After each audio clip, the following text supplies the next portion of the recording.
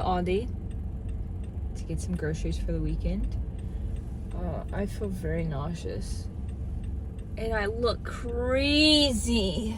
It's gonna be fine. It's been a long day. It's been a long day. It's not been a terrible day, it's just been a really long day.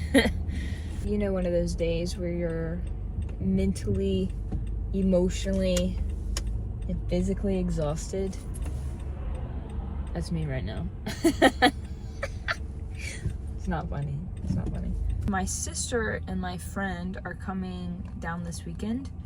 So they're coming actually tonight. They should be here in about 2 hours, an hour and a half.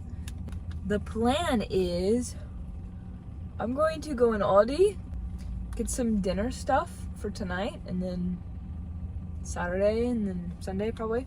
A few like little lunch items or breakfast items. Because right now we don't really have anything in our house. I've been doing a lot of research on YouTube. Meals, like healthy but frugal meals. Or like you can have fun dinners, fun lunches on a budget, and that's what we're gonna do today, guys.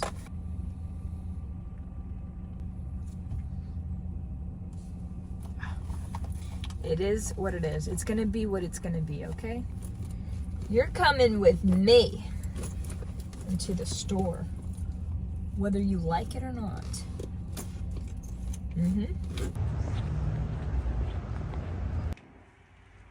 Always forget a quarter coming to Aldi. I do, but thankfully I have one. Yes.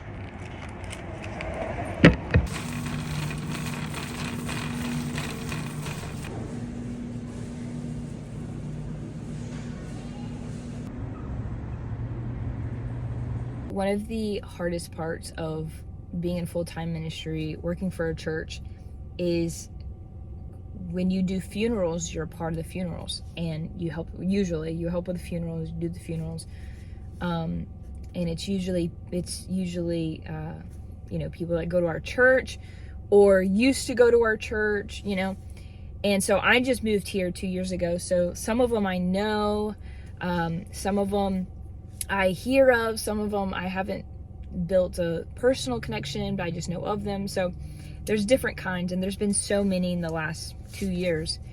And I will say, it does not get easier. It doesn't. I think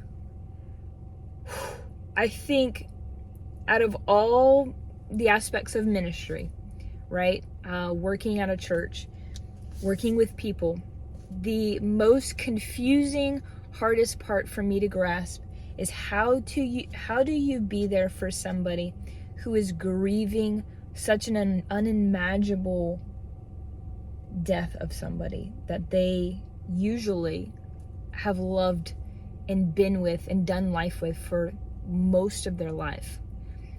Like, a lot of these funerals are the spouses.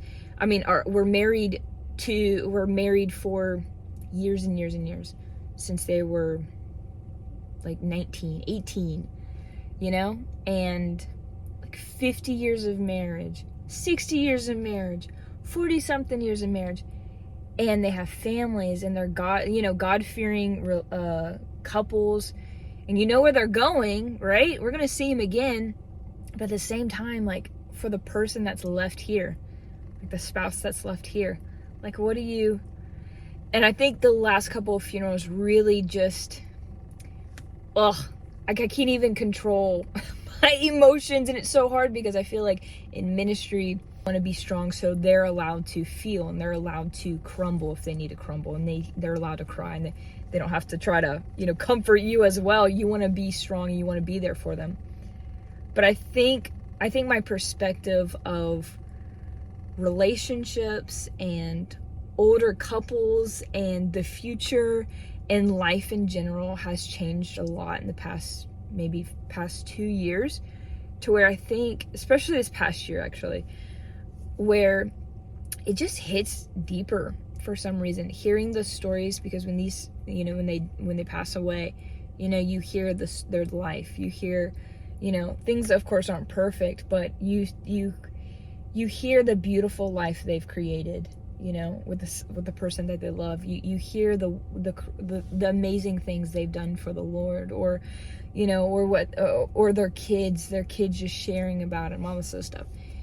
And today was really rough, because I knew the person that passed away, but their wife I hadn't met yet, so I met them today. And I'm usually working in the foyer, so I'm usually like the first person that sees them. They see me. My pastor introduced me to her, and I almost was dreading it, because I'm seeing her, and I'm seeing her try to keep her composure. And I cannot cry in this moment. Holy Spirit, please strengthen me.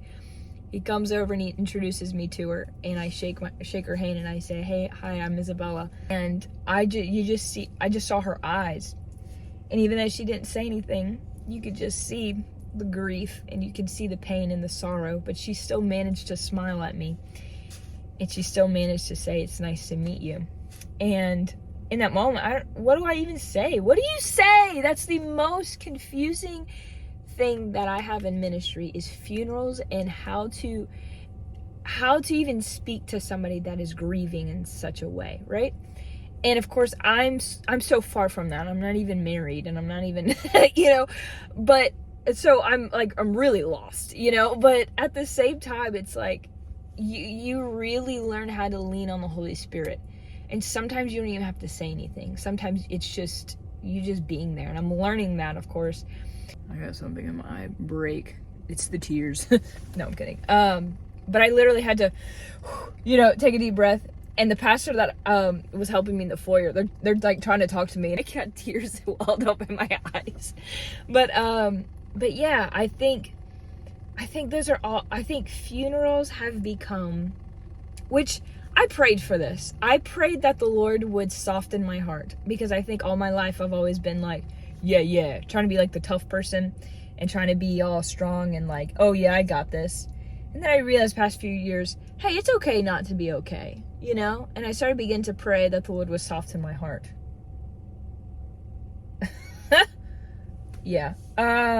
So I guess this is, you know, this is that. And it's also me having a new perspective, I think, on, you know, on love, relationships, and then also growing old with somebody, having a family, you know, building a life together, but also, you know, serving the Lord for that many years, being faithful, because most of these people, you know, these tributes and they're just saying how faithful they were. And also thankful for it, because it's like, wow, it's just an honor and a privilege to be able to hear the life and the stories of these people that you might not know personally. Some you do, some you may not know personally, and you're hearing such vulnerable speeches and tributes to this person, and you're getting a new perspective.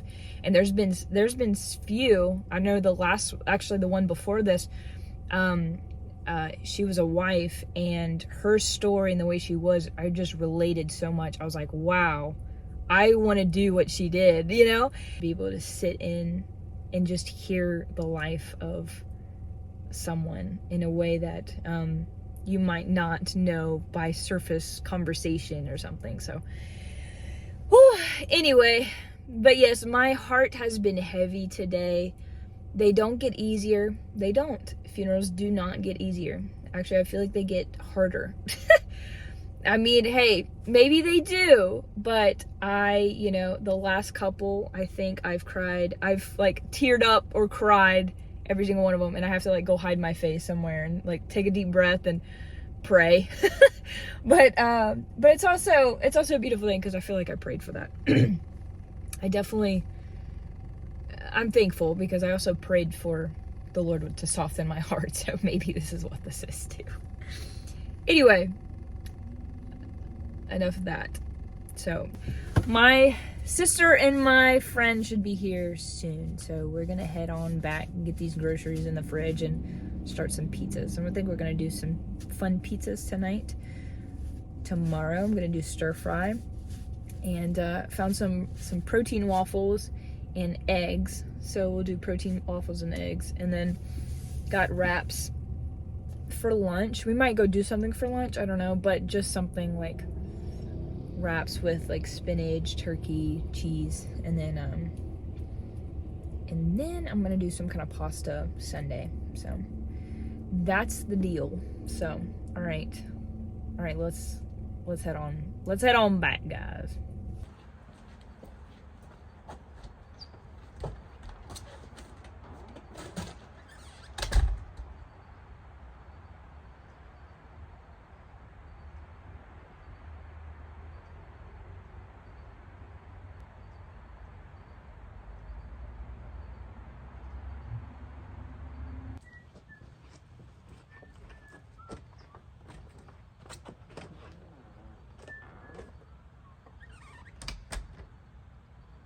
While he was a teenager, and then he became a youth leader.